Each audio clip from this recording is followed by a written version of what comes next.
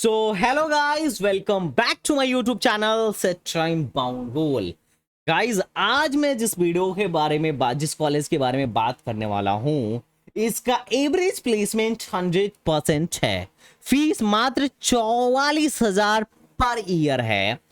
आजकल के जमाने में अपन लोग भाग रहे हैं computer science, data science, AI ML, cyber security, these type of branches के पीछे।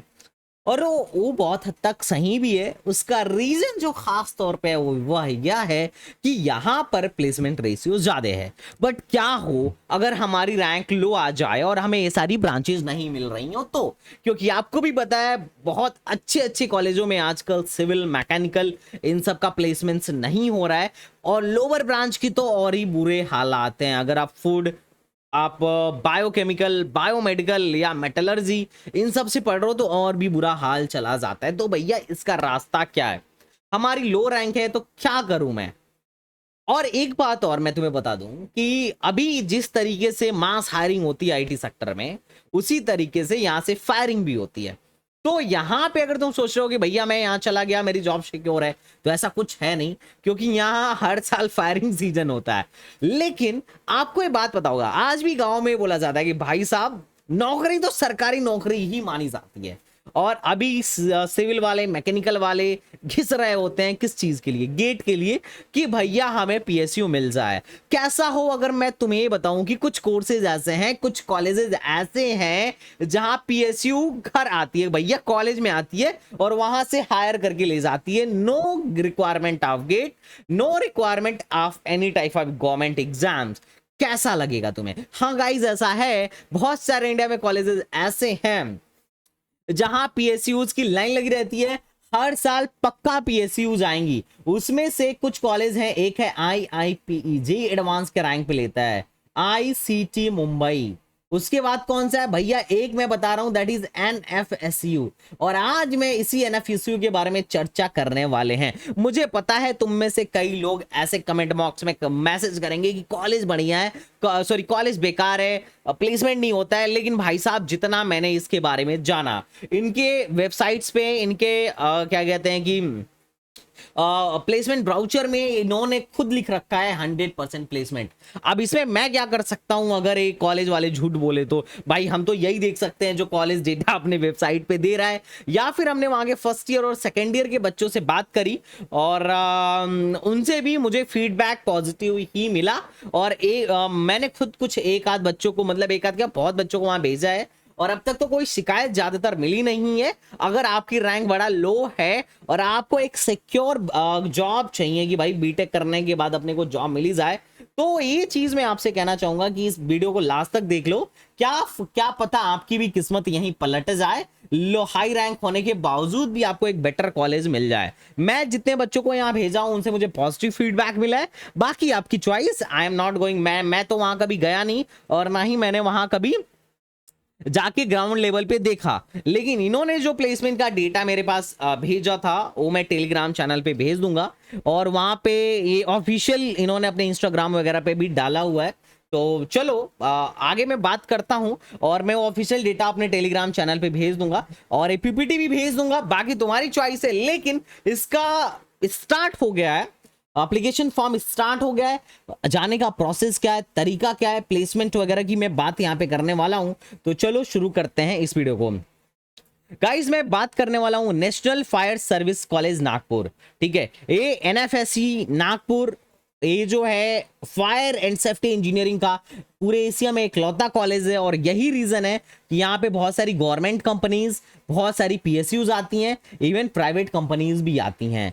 तो चूंकि क्या है ना कि जो प्राइवेट के फायर एंड सेफ्टी इंजीनियरिंग वाले कॉलेजेस हैं वो बहुत पैसे लूटते हैं, उसके कंपैरिजन ये बहुत ही अच्छा कॉलेज है और बहुत कम पैसे में आपको बीटेक करा देता है। तो अगर आप थोड़े पैसे से वीक हो और आपको ऐसा है कि भैया मैं CSID के पीछे तो नहीं भाग रहा, लेकिन मेरी रैंक उतनी है भी नहीं, पर मुझे एक डिसेंट सा कॉलेज चाहिए जहां पे कॉलेज लाइफ अच्छी, तो नहीं कहूंगा क्योंकि यहाँ पे आधे लोग तो आर्मी वाले हैं। यहाँ पे मॉर्निंग में परेड करना पड़ता है और ड्रिलिंग भी करनी पड़ती है, इनकी ट्रेनिंग भी होती है। तो ये तो मैं नहीं कहूंगा, लेकिन हाँ आर्मी वाली अगर फील चाहिए तो you can go NFSE Nagpur. ठीक है, और यहाँ पे ऑलमोस्ट 100% का प्लेसमेंट इन्होंने दे रखा है और मुझे भी विश्वास है कि 100% का प्लेसमेंट होगा। अब ये लोग अगर अपने फर्जी वेबसाइट पे फर्जी डेटा दें तो मैं कुछ नहीं कह सकता, ठीक है, लेकिन मुझे नहीं लगता यार। अब चाहे लोगों के मैंने कमेंट्स देखे, I was not much satisfied उनसे।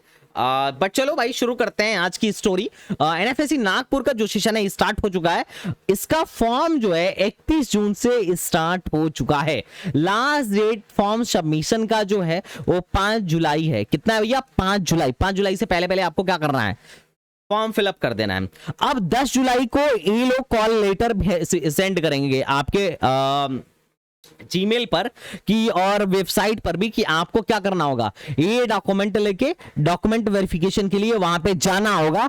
वहां पे आपका फिजिकल भी होगा और मेडिकल भी होगा। ध्यान रखना, क्योंकि आर्मी टाइप का कॉलेज है तो ये फिजिकल और मेडिकल दोनों लेता है। मैं अपने खुद के भाई को यहाँ भेजा था उस टाइम पे जब वो 12th में था, तो अब चूंकि उसको कलर ब्लाइंडनेस था तो उसका सिलेक्शन नहीं हो पाया, पर एक मेरा स्टूडेंट था उसके साथ गया था, उसका सिलेक्शन हो गया और आई थिंक अभी वो 2nd ईयर या 3rd ईयर में पढ़ रहा है। तो क्या है कि ठीक है, यहाँ पे फिजिकल भी होता है और आपका मेडिकल भी होता है।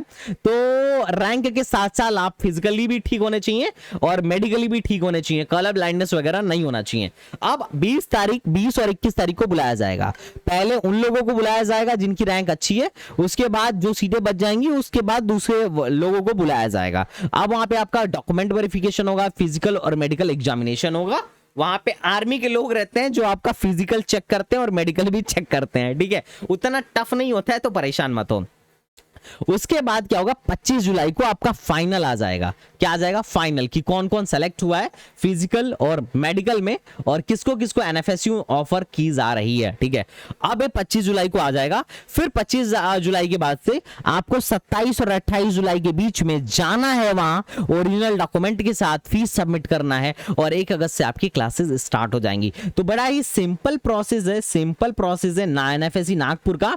अगर आप में से किसी को एनएफएससी जाना हो तो बताना, मैं कुछ वहीं के स्टूडेंट का नंबर दे दूंगा जो मेरे खुद के पढ़ाए हुए स्टूडेंट हैं और खुद के काउंसलिंग से गए हुए स्टूडेंट हैं। They will help you. अगर आपको एनएफएसयू की काउंसलिंग हमसे करानी है तो आप हमारा कॉलेज लेवल काउंसलिंग का बैच भी ज्वाइन करा सकते हो। हम सारा कुछ आपका करा के देंगे, तो आपको परेशान होने की जरूरत नहीं है। लिंक डिस्क्रिप्शन में है। आपको कोई भी काउंसलिंग करानी हो हमसे तो बिल्कुल हमारा ऐप डाउनलोड करिए, वहां से प्लान बाय करिए।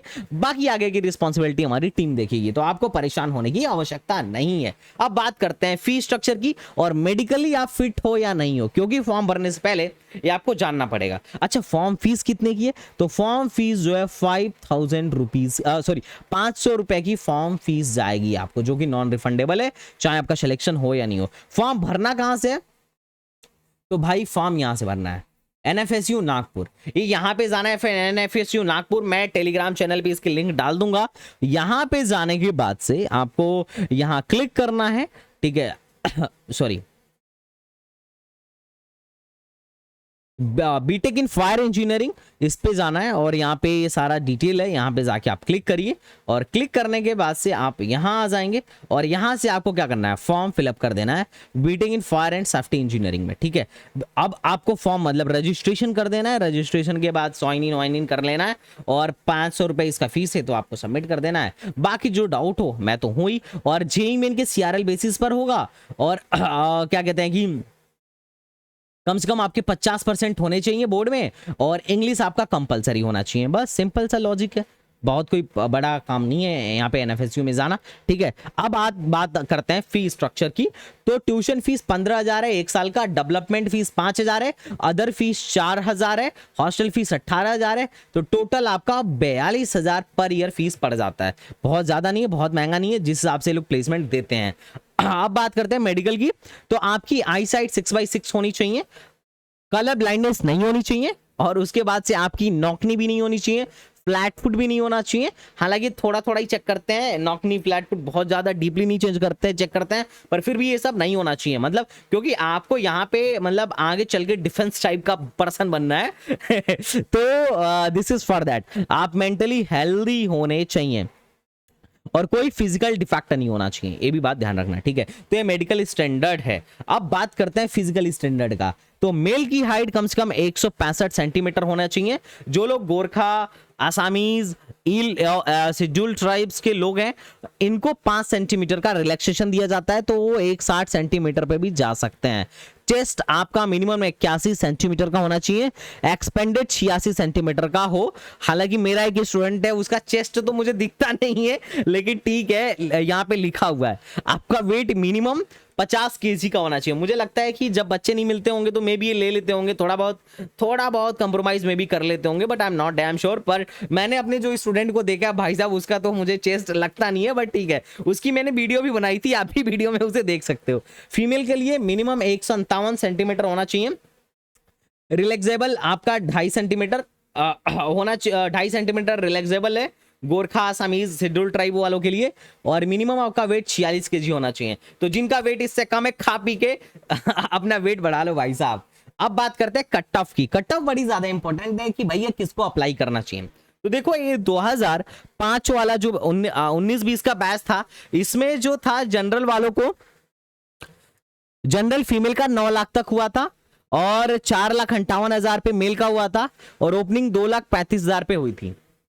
ठीक है, तो 2-2.5 लाख तक हुआ था आराम से, और एसटी कैटेगरी में भी 8 लाख तक गया था। मतलब पहले अगर जिनकी 4 लाख, 2019-20 की बात है, उस टाइम पे इनका 5वां बैच था, तो जिनकी 4 लाख रैंक भी होती थी ना जनरल में, 3-4 लाख रैंक भी होती थी, वो लोग भी अप्लाई करते थे और चांस होता था कि आ जाए। बट जैसे जैसे इस कॉलेज की पॉपुलैरिटी बढ़ती गई, तुम लास्ट ईयर देखो 1,73,000 ओपनिंग थी, ठीक है, जनरल की, और ईडब्ल्यूएस की 1,45,000 थी, ओबीसी की 1,18,000, एससी कैटेगरी 1,33,000, और क्लोजिंग रैंक जो थी 2 लाख समथिंग थी। एसटी 5 लाख तक एडमिशन हुआ था, और टीएफडब्ल्यूएस में 1,80,000 रैंक तक एडमिशन हुआ था। चूंकि फीमेल यहाँ पे कमीज आती है, तो फीमेल का काफी हाई रैंक तक एडमिशन होने की चांस रहता है।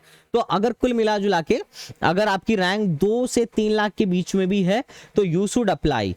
अगर आपकी रैंक 2 लाख 1 से 2 लाख के बीच में है, तो आप पक्का, आपका ऑफर लेटर आ जाएगा, यहाँ से ऑफर लेटर आ जाएगा। और अगर SC ST हो, 5 लाख तक भी रैंक है, तो भी आपको यहाँ से ऑफर लेटर आ जाएगा। ठीक है, तो ये बात है, आप देख लेना। अब मैं एक डेटा दिखाता हूं, लास्ट ईयर में जो लास्ट बच्चा एडमिट हुआ था, लास्ट ईयर का ये डेटा है, जो लास्ट बच्चा रिपोर्ट किया था, इसकी लिस्ट मैं आपको टेलीग्राम चैनल पे डाल दूंगा, लिंक डिस्क्रिप्शन बॉक्स में है, वहां से देख लेना। जनरल 1,17,000 पे, ओबीसी 1,89,000 पे, एससी 3 लाख पे, एसटी 4,76,000 पे, ईडब्ल्यूएस 1,58,000 पे, और टीएफडब्ल्यू फीमेल 4,38,000 पे। ये लास्ट बच्चा एडमिशन लिया था यहाँ पे, कहाँ पे, एनएफएससी नागपुर में। ये लास्ट ईयर का है, मेरे पास डेटा पड़ा हुआ है, तो मैं डेटा टेलीग्राम पे डाल दूंगा, तो तुम देख लेना। इस रैंक तक आराम से यहाँ पे एडमिशन हो गया था, तो ठीक है। अब जो सबसे इंपॉर्टेंट चीज है, प्लेसमेंट, जिसकी बात अपन लोग करने आए हैं, अब उसकी बात करते हैं। तो देखो, पहली बात, गवर्नमेंट जॉब में एकदम बढ़िया, क्योंकि फायर एंड सेफ्टी इंजीनियर हर एक गवर्नमेंट ऑर्गेनाइजेशन में इनकी जरूरत पड़ती है, हर एक इंडस्ट्री में इनकी जरूरत पड़ती है। ठीक है, तो इनके प्लेसमेंट रिकॉर्ड की बात करूं, तो इन्होंने जो अपने वेबसाइट पे डाल रखा है, दैट इज 100% प्लेसमेंट रिकॉर्ड। अब हाईएस्ट जो था, इन्होंने नहीं डाल रखा है, लेकिन जो वहां के बच्चों से बात किया, तो 22 से 24 लाख तक बच्चों का कहना था, और एवरेज पैकेज 8 था, एवरेज पैकेज 8 था, और आई थिंक 7 पॉइंट समथिंग इनका लोवेस्ट पैकेज था।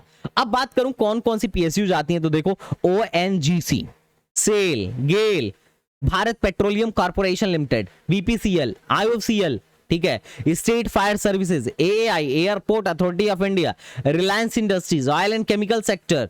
ठीक है, तो ये बहुत सारी इसमें से PSUs यहाँ पे हर साल आती हैं, और यहाँ पे इससे PSUs में जाना बहुत आसान है। और तुम्हें भी पता है भैया, PSUs के लिए सिविल मैकेनिकल वाले साल होती हैं, 1-2 साल बैठ के घिसते हैं, फिर भी सबका वहां पे PSUs में सिलेक्शन नहीं होता है। और यहाँ पे without any GATE, without any competition campus में आ रही है, और आराम से यहाँ पे लेके जा रही है, तो क्या दिक्कत है भैया, जाओ ना। इन्होंने डेटा दे रखा है कि 2022 में कैसा रहा, तो 100% प्लेसमेंट के साथ इन्होंने दिखाया था कि किस में किसका हुआ था।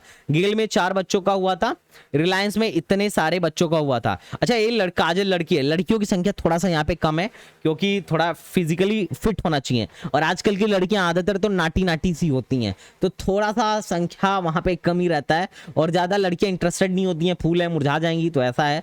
ज्यादातर इंजीनियरिंग में जो आती हैं, बाकी तो लड़कियां फोड़ ही रही हैं यार, है ना, आर्मी में भी जा रही हैं, तो कंसीडर कर सकती हैं जिनके अंदर जुनून है, जज्बा है, जो फिजिकली स्ट्रांग है, उन्हें ट्राई करना चाहिए। तो टाटा पावर में 3 लोगों का हुआ था, ओएनजीसी में 6 लोगों का हुआ था। ये सारा डेटा मेरे पास है, टेलीग्राम पे डाल दूंगा, ठीक है।